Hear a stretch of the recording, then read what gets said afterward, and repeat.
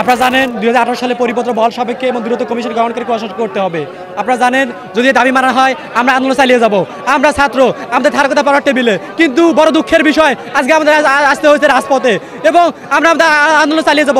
মাননীয় প্রধানমন্ত্রী এবং প্রশাসনের কাছে দৃঢ় আহ্বান জানাই যে আমাদের দাবি মেনে নিয়ে পুরো সংস্কার করে দ্রুত আমাদের প্রধানমন্ত্রীর সুযোগ দিন। আজকে দেখুন, আমরা এই বিষয়টা জানি, কিছু জিনিস যদি আমরা যোগ্যতা যদি আদায় করতে চাই তাহলে আমাদেরকে রাজপথে নামতে হবে।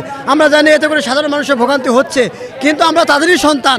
এই গাড়িতে হয়তো আমাদের আত্মীয় স্বজনের মধ্যে কেউ আছে, কিন্তু আমাদের যৌক্তিক দাবি যদি মেনে নেওয়া হয় তাহলে পরবর্তী তাদের প্রজন্ম, আমাদের প্রজন্ম সকলে উপকৃত হবে।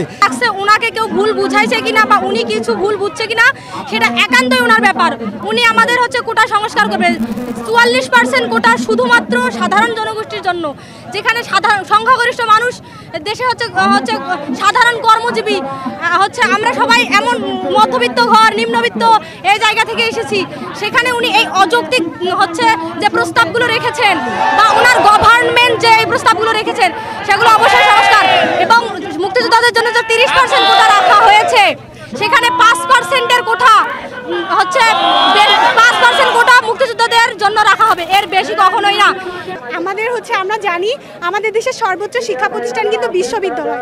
এখন এইখান থেকে যদি আমরা নিজেরা আগে সজাগ না হই তাহলে আমাদের ছোট যারা আছে স্কুল বা কলেজ পর্যায়ে তারা কিভাবে সজাগ হবে? আমরা আমাদের জায়গা থেকে কর্মসূচি শুরু করছি, ইনশাআল্লাহ তারা পরবর্তীতে আমাদের সাথে যোগ দিবে।